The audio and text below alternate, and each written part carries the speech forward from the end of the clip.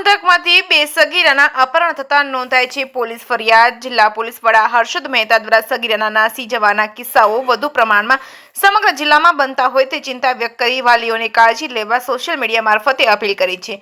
જૂનાગઢ જિલ્લાના તમામ પોલીસ સ્ટેશનમાં કડક સૂચના આપી છે કે કોઈપણ સગીરના અપહરણનો કિસ્સો ધ્યાને આવે તો તુરંત જ ગુનો નોંધી ગંભીરતાથી તપાસ હાથ ધરવામાં આવે।